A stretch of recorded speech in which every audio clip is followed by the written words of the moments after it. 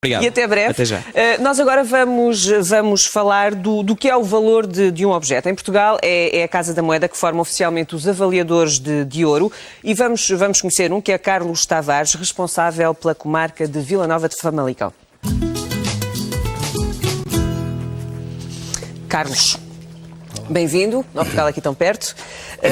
Já tivemos aqui uma aula de história, uma ótima aula de história que o Manuel Freitas fez o favor de nos prestar sobre as tradições do ouro, essencialmente no norte de Portugal.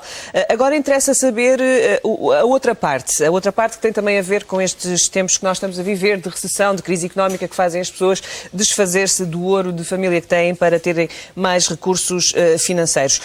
Carlos, vamos começar por esta pergunta. O que é o valor de um objeto? Como é que se estabelece o valor de um objeto? Olha, essa é na realidade o primeiro conceito que deve ser esclarecido e sempre que uma pessoa pretende saber o valor de um objeto tem que saber para que fim é que quer saber esse valor. E então temos várias opções. A primeira é se a pessoa quer avaliar um objeto no sentido de fazer um documento para uma empresa de seguros, ou seja, para fazer um seguro aos seus bens. Nesse caso, o valor terá que ser dado pelo valor de reposição. Imagine que por incêndio, por roubo, por um acidente numa habitação, que estava coberta pelo seguro, a pessoa fica com os objetos de ourivesaria, fica com eles danificados. Então, a companhia de seguros terá que indemnizar pelo valor e a pessoa terá que receber a compensação da companhia de seguros para se poder deslocar à ourivesaria ou ao local onde pretende comprar e repor os objetos e não ficar prejudicada com isso. Esse é o principal, o primeiro valor que devemos atribuir a uma peça. Se, porventura, as pessoas pretendem o valor porque se querem desfazer, aí devem consultar o mercado, que é totalmente diferente do valor quando pretende comprar um objeto novo. Um objeto novo tem incluído a sua mão de obra, tem incluído a margem de comercialização, quer do fabricante, quer do ourives, e também os impostos respectivos. Associados. Por isso, temos que distinguir estas duas, o que é o valor. Depois de definirmos se é para o efeito de seguro ou se é para vendermos, devemos recorrer a alguns especialistas, nomeadamente, devemos ouvir a opinião do mercado. Não devemos entregar o objeto à primeira pessoa que nos faz uma oferta. Devemos recorrer, essencialmente, ao ourives, que é o ourives da sua confiança, onde habitualmente compra as suas peças. No caso de ser necessário... E quando não há um ourives de confiança? Quando as pessoas não estão habituadas a ir comprar peças de joalharia? Nesse caso, deverão ir a uma ourivesaria que, por recomendação de alguém, possa fazer esse serviço, mas também devem ouvir outras pessoas, nomeadamente peritos especializados, porque existem peças, como algumas que vimos aqui há pouco, que são peças que têm muito de caráter, de valor histórico, de valor para colecionistas, de valor em que não deverá... Ou seja, quando quantificamos o valor de uma peça, teremos também que levar em conta esses pormenores. Por isso, a pessoa, quando pretende vender, deverá, primeiro, como disse há pouco, recolher a opinião de uma ourivesaria, de um comerciante de ourivesaria, depois também poderá e deverá de um perito, e depois, se quiser uma consulta mais abrangente, e se a peça assim justificar, ouvir a opinião do mercado através de uma empresa leiloeira. Aí as empresas leiloeiras conseguem de uma forma colocar a peça e ouvir a opinião do perito da empresa leiloeira e depois, no caso de concordarem, é óbvio que o mercado é muito mais abrangente do que uma loja. No caso da avaliação das peças concretamente, Carlos Tavares, trouxe-nos aqui alguns exemplos para nos demonstrar precisamente como é que essa avaliação é feita. Okay. Vamos começar por esta... Bom, bem, nós temos aqui... 3 peças de materiais diferentes e que normalmente são peças que habitualmente as pessoas têm no seu património, ou por herança, ou porque compraram. E temos, por exemplo, essa caixa, uma caixa em prata, é uma caixa em prata já do século XX, ou seja, não é uma caixa que tenha interesse por ser uma peça do século XIX ou do século XVIII, ou antes. Por isso é uma peça muito bem feita, que está em bom estado de conservação. O que é que está cá dentro? Se calhar são diamantes. Não, aí dentro é uma peça que que é bem feita, que está bem conservada, o seu estado de conservação podemos dizer, excelente, está contrastada e é de uma marca portuguesa, foi contrastada na contrastaria da cidade do Porto, já conseguimos identificá-lo pelo seu punção, tem aproximadamente 200 gramas, não tem qualquer tipo de gravação que ia desvalorizar a peça, como um monograma, como uma dedicatória, por isso podemos atribuir a esta peça um valor entre os 150 e os 175 euros. Não quer dizer com isso que ela não pudesse disparar e atirar e ir para um valor mais elevado se porventura encontrássemos um colecionador de caixas que na sua coleção lhe faltasse uma coleção como esta. Então esse colecionador estaria na disposição de pagar muito mais porque gostaria de a ter. Esta é a lei da oferta e da procura. E, como tal, isso é que vai definir o valor de cada peça. É quanto mais procura ou quanto mais oferta houver, o preço sobe ou desce.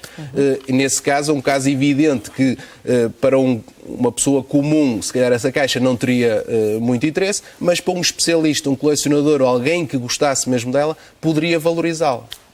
Em relação a esta pulseira, esta pulseira é uma pulseira de ouro. Vulgarmente chamada escrava.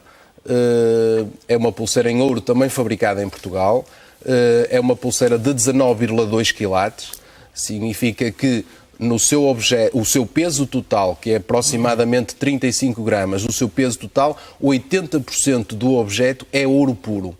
A lei permite que o fabricante possa colocar outros metais para lhe dar cor e dar-lhe dureza, porque o ouro no seu estado puro é bastante mole. Se o trabalhássemos, acabaria por a peça se desgastar com muito mais facilidade. E então significa que quando temos uma peça de 19,2 quilates, significa que 80% do objeto é ouro puro. Os outros 20%, a lei permite-nos usar o cobre, a prata, para lhes dar outra consistência e outra cor.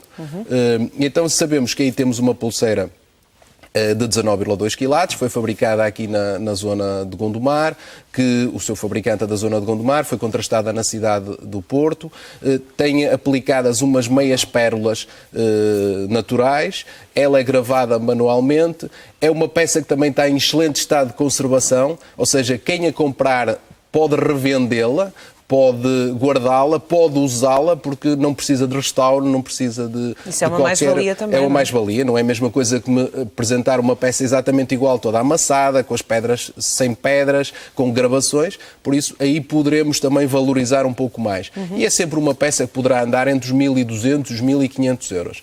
Em relação ao terceiro objeto, um objeto mais complexo, permite-me... É mais complexo porquê? Porque temos aqui um diamante vulgarmente, nós em Portugal vulgarmente chamamos um brilhante, porque a sua forma é redonda. E como tal chamamos um brilhante. Ele está montado num anel de ouro branco, tem aproximadamente 0,8 do quilate. Quilate é uma unidade de peso de pedras preciosas. O seu grau de pureza é um bom grau de pureza e assim como uma boa cor. Perante estas características, o seu peso, o seu preço, o seu valor comercial será entre os 2.500 e os 2.750 euros. Mas pode-me perguntar, mas então porquê que não é objetivo no seu valor? Porque a objetividade agora não é possível porque eu estou dependente de ofertas. Eu vou pôr isto ao mercado e vou ouvir ofertas e até pode ser que me aconteça uma surpresa e haver alguém que me pague mais. Pronto, assim, essencialmente é sempre a lei da oferta e da procura que vai dar o valor a uma peça. E o valor de uma peça é aquilo que o mercado está disposto a pagar por ela. Exatamente. Carlos Tavares, agora só falta explicar-nos como é que faz essa avaliação, ou seja, há que ter formação para se fazer essa avaliação, não é? E em Portugal é a Casa da Moeda que dá essa formação. Exato.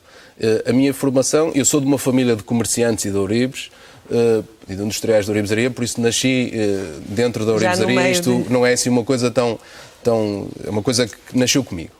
Por sua vez, eu fiz formação já em 1991 na Imprensa Nacional Casa da Moeda, fiz o curso de avaliador oficial, também fiz alguma formação... Há muitos poucos em Portugal.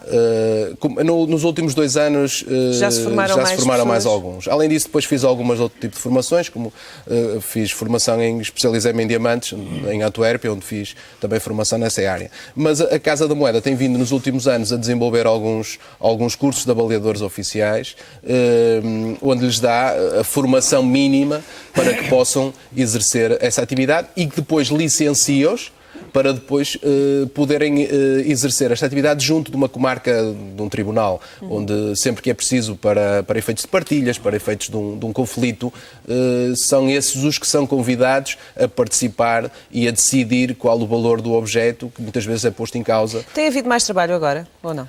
Não se pode dizer que isto seja que isto não é uma profissão. Pois. Isto não é uma profissão, isto é, acima de tudo, um gosto que também tenho, porque acabo por ver muitas coisas que de outra forma não via. Não conhecia, tem que se ter gosto por isto. Agora, o trabalho propriamente não, porque muitas vezes isto não é, estas avaliações nem sempre chegam até nós. São feitas muitas vezes por curiosos, por pessoas que acabam por dar o valor aos objetos de uma forma quase graciosa e simplificam as coisas muitas vezes no tribunal, enquanto nós somos obrigados a ir ao tribunal, a fazer certidões, a fazer documentos. Às vezes aparecem o tipo de opções e os tribunais optam, não é? Como é óbvio. Obrigada, Carlos Tavares. Tivemos aqui a parte mais técnica desta questão do valor de uma peça, de uma joia. Agora vamos voltar a ouvir os sons do